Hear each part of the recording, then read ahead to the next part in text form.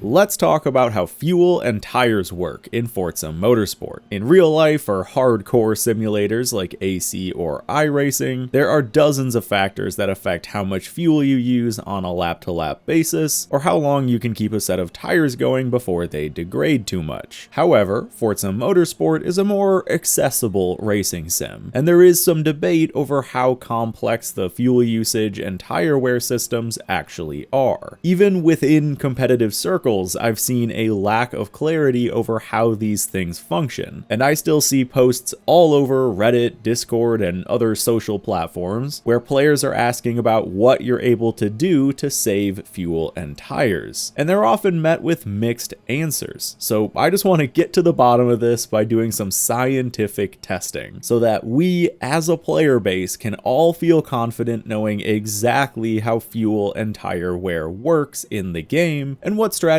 we can use to try and squeeze out one more lap without heading back to the pits. To start with fuel, the first myth I want to put to the test is whether or not partial throttle matters. Some players think that partial throttle doesn't make a difference. 5 minutes of full throttle would use exactly the same amount of gas as 5 minutes of half throttle. So this will be simple. I'm just leaving a car at a standstill with the clutch and brake pressed in and the gas pedal locked down to full throttle with 5% of fuel in the tank, and we'll see how long it takes to run out of gas. Then I'll rerun the test using less throttle, and we'll compare the times. And after completing this first test, we already have some interesting results. The fuel lasted much longer than I had expected. 5% only lasts around 2 to 3 minutes while actually driving, and can just barely not complete a full lap of Spa on the auto drive settings. But as you can see, even though I did run out of gas, it lasted well over 15 minutes before starting to sputter and eventually die. This means that there are more factors at play. In the real world, this would mean, of course, that engine load is the factor. An engine uses more fuel while under load than it does just revving at a standstill. However, many players also have speculated that distance driven is used instead, which seems to be disproven by this test as well. But first, let's see if partial throttle makes a difference. I'm now rerunning the test again with the exact same parameters, except for the fact that the throttle is only partially pressed down. And folks, there you have it. I think that is conclusive evidence that throttle percentage does factor into fuel usage. At full throttle, the engine lasted about 16.5 minutes, but when locked to 30%, the engine lasted so much longer that at 30 minutes in, I just ended the test. So throttle percentage absolutely plays a role, but let's do one more test on this. I want to see if a higher percentage, still not at 100, will use fuel faster, because we need to confirm that this scales. So one more run at a standstill, this time with throttle at about 70%, which is enough to get the engine to bounce off the rev limiter, so the revs are essentially the same as our 100% test, but the throttle is still a bit more closed. This will be a good way of seeing if fuel usage is tied to revs instead of actual throttle position. And there it is. After about 23 minutes of 70% throttle, the engine ran out of fuel. This means that fuel usage is actually more accurate than I gave it credit for. It's not a binary on-off mechanic. It seems to be directly and at least somewhat accurately tied to throttle position and engine load. Now I'm going to do one more test to confirm that engine load is in fact the determining factor. I'm going to full throttle into a wall and see how long it takes to run out of gas. Now, in our first test car with its grippy tires, the wheels can't break loose, so I need something with worse tires so that I can put a torque load on the engine and keep the revs up at least a little bit, sort of to simulate a dyno. This Aston Martin runs out of fuel on full throttle in neutral in about 12.5 minutes. So in theory, if load on the engine is a factor, it'll run out sooner. But if instead, say, RPM was a factor, it would run out slower, because the RPM is lower in this test. And after only about 7 minutes of full throttle with a higher engine load, the Aston ran out of gas. This is another confirmation that they don't really seem to be faking anything by tying fuel usage purely to RPM, or distance driven, or even rotations of the wheel. I feel like I can confidently say now that fuel is calculated calculated in a way that at least closely imitates how a real engine works. Short shifting works. Partial throttle works. Lifting early and coasting works. These are all valid strategies in Forza Motorsport. And before we move on to tires, I have one final test I want to try. Drafting. To try and eliminate as many variables as possible, I turned on every assist so that the AI was doing 100% of the driving, then just rubber banded the throttle down to ensure it always stayed at 100%. And I ran one race solo and another behind a drivatar. I did this back-to-back 4 times to account for any run-to-run variance, and each time the drafting car got an extra 5 to 7 seconds worth of fuel. Now it's worth mentioning that even though the throttle was fully locked down on both runs, the assisted braking would still try to maintain some distance while drafting, and would occasionally use very light braking to maintain that gap, so technically the engine load would have been very slightly different between both runs, but it was so infrequent and minor that I don't think there's any way it could have accounted for an extra 6 or so seconds worth of fuel, which at a total runtime of only about 3 minutes equates to over a 3% gain in fuel efficiency. I think that result has to come from the drafting. So for fuel usage, it's time to give Forza Motorsport its due credit. You can absolutely feel confident using most real fuel saving strategies to save yourself that little bit of extra gas in motorsport. I was actually surprised by this one, but I'm happy to be wrong, and this is why it's important to do this testing. With that, let's move on to tires. This is another area where there's a lot of rumors about tire wear being calculated only by distance driven, and situations like hitting curbs or over-rotating the wheels having no effect on tire wear. So I want to test a few situations. The first will be easy, distance driven. I'll find a car with low enough grip and high enough power to be able to do a standing burnout and see how long it takes to hit yellow tire wear. Then I'll let the AI drive the same car around a track and see how long it takes to hit the same mark. In theory, the car doing a burnout should burn through its tires much quicker, and this is what I expect to happen, but we'll see. And after about 2 minutes and 20 seconds of burnouts, these street tires are toast. For the record, that is with 10 times tire wear just to speed up the process. Now, I think we can kind of debunk this one right here, but for the sake of science, let's let the AI take some laps and see how long it takes to run down the same tires. And after more than 3 minutes, you can see there is barely any wear, even though the car has obviously driven a much further distance. So if distance plays any role, it certainly isn't a large one. We know that heat and friction are being measured in the game because the telemetry window tells us this. So one or both of these stats are probably also being factored quite heavily into the tire wear. And this actually answers most of our other questions. If you're getting wheel spin or over-rotating the wheels in corners, then you're gonna increase heat and friction, which is gonna increase tire wear. So driving smoother and avoiding wheel spin matters. Now I still want to test curbs and off-track situations, but before I do, let's do one final driving test just to really confirm that more aggressive driving leads to more tire wear. I'll take a front-wheel drive touring car on soft tires around this oval, and in the first test we'll over-rotate the heck out of the wheels in every corner to increase friction and heat as much as possible. After about 1 minute and 15 seconds, the notification pops up for minor tire wear. Now to compare that to a lap where I drove much smoother without over-rotating the wheel, this time I was able to make the tires last twice as long, about 2.5 minutes. So definitively, heat and friction matter when it comes to saving tires.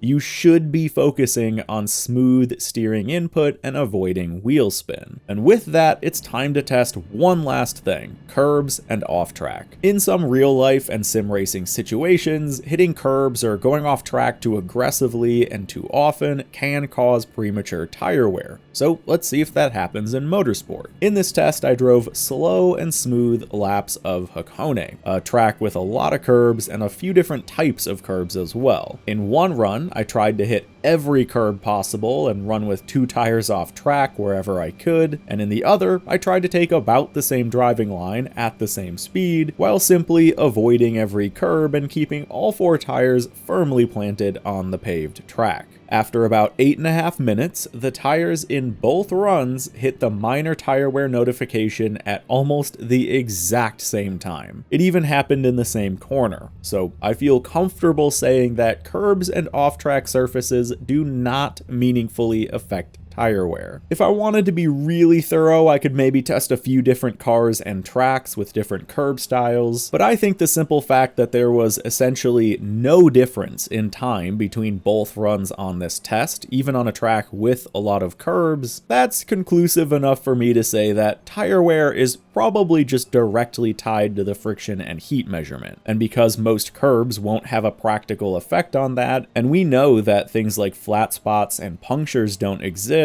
I think I can comfortably say that if you're trying to save tires, it's still fine to hit curbs and use the whole track. So there you have it, folks. The results here probably confirmed what a lot of people already thought or even knew, but I was left a bit surprised myself as to how well the game does actually simulate tire and fuel wear. And I think it's important to get, really concrete answers on this stuff instead of just accepting what feels like the right answer or what other people tell you. If you have any thoughts on any testing used in this video, definitely let me know. Maybe there's an angle I didn't consider or something else that should be tested. Either way, definitely let me know your thoughts, and thanks for watching. I'll see you in the next video.